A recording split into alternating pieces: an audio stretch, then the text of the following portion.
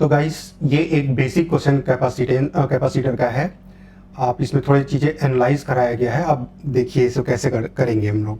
तो हमारे पास सपोज एक कैपेसिटर है और कैपेसिटर की प्लेट्स हमने एज्यूम कर लिया कि these are the two plates of capacitor.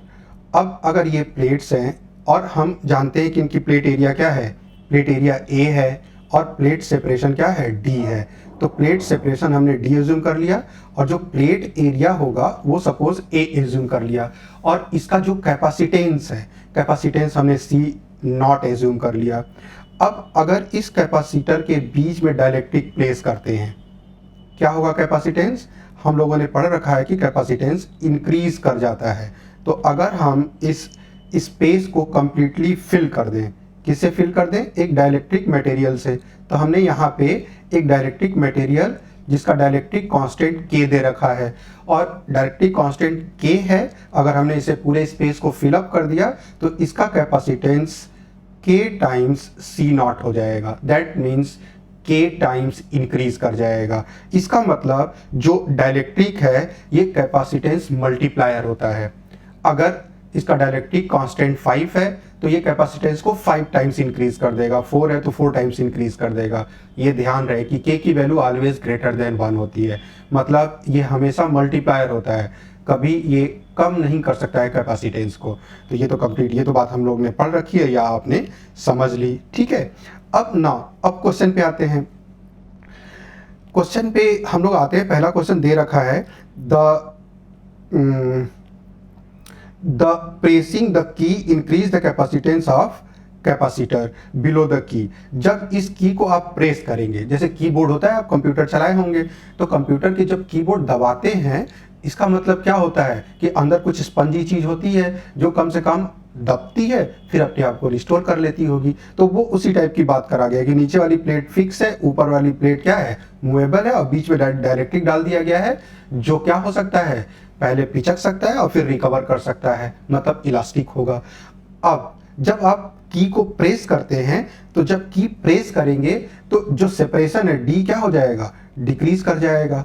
और डी डिक्रीज करेगा तो जो कैपेसिटेंस सी नॉट होता है A epsilon not upon D होता है। और डायलेक्ट्रिक डालने के बाद जो कैपेसिटेंस हो जाएगा इट बिकम के times epsilon not a upon D हो जाएगा। तो दोनों ही सिचुएशन में अगर डी डिक्रीज करेगा तो जाहिर सी बात है कैपेसिटेंस क्या कर रहा है, इंक्रीज कर रहा है, क्योंकि जो कैपेसिटेंस है inversely proportional to plate separation है। जब भी दबाएंगे की तो डी डिक्रीज करेगा और कैपेसिटेंस इंक्रीज करेगा। अब फर्स्ट पार्ट क्या कहा गया है कि that is capacitance of capacitor below the key decreases separation the pressing the increase, है ना, the pressing the key increase the capacitance. Of course ये ट्रू स्टेटमेंट है, तो ये हमारा ट्रू स्टेटमेंट हो गया। बाकी की बात करते हैं हम लोग। द डिक्रीज इन थिकनेस कह रहा है कि अगर थिकनेस डिक्रीज करता है soft dielectric layers decrease the capacitance, capacitance decrease करेगा, तो कहेंगे ना ये तो फॉल्स स्टेटमेंट है, that is false one. Now third क्या कहा गया, the momentarily decrease in the space between the plate of capacitor it detect the mechanical sound signal of specified frequency नहीं। देखिए साउंड कब प्रोड्यूस हो सकती थी, जब कैपेसिटर अपनी एनर्जी लॉस करता। जब एनर्जी लॉस करता वो लॉस जो होता साउंड और हीट के फॉर्म में हो सकती थी। इसका मतलब एक साउंड प्रोड्यूस होने की प्रोबेबिलिटी होती, लेकिन क्या यहाँ एनर्जी लॉस हो रही है या एनर्जी गेन हो रही है? तो एनर्जी स्टोर्ड बाय कैपेसिटर क्या होता है, energy stored by capacitor 1/2 times C V square होता है, सी वी स्क्वायर होता है, ठीक है। अब सी क्या हो गया, कैपेसिटेंस हो गया, वी बैटरी का पोटेंशियल है। तो जब कीबोर्ड से ये कनेक्ट, सारी की जितनी होती हैं आपके कंप्यूटर की वो सारी क्या होती हैं, उसके सेल से कनेक्टेड होती है, बैटरी से कनेक्टेड होती है। इसका मतलब बैटरी इंश्योर करके रखती है कि पोटेंशियल डिफरेंस ना तो कम होगा ना तो ज़्यादा होगा, मतलब वी नहीं चेंज होने वाला है। अगर वी नहीं चेंज होगा तो जो स्टोर्ड एनर्जी है सी पे डिपेंड करेगी, और सिर्फ सी पे डिपेंड करेगी तो यू डायरेक्टली प्रोपोर्शनल टू सी हो गया। और इस केस में हम लोग जानते हैं जब प्लेट सेपरेशन डिक्रीज कर रहा है और प्लेट सेपरेशन डिक्रीज कर रहा है इसका मतलब कैपेसिटेंस क्या होगा, कैपेसिटेंस इंक्रीज करेगा, ये पहले पार्ट में हम लोग देख चुके हैं कि कैपेसिटेंस इंक्रीज करेगा, और कैपेसिटेंस इंक्रीज करेगा तो स्टोर्ड एनर्जी भी क्या करेगी, इंक्रीज करेगी। तो ये एक्स्ट्रा एनर्जी कहाँ से आई, ये एक्स्ट्रा एनर्जी बैटरी के द्वारा दी गई कैपेसिटर को कि लो भाई तुम्हें एनर्जी की रिक्वायरमेंट ज़्यादा हो गई है, तो इसने एनर्जी दिया।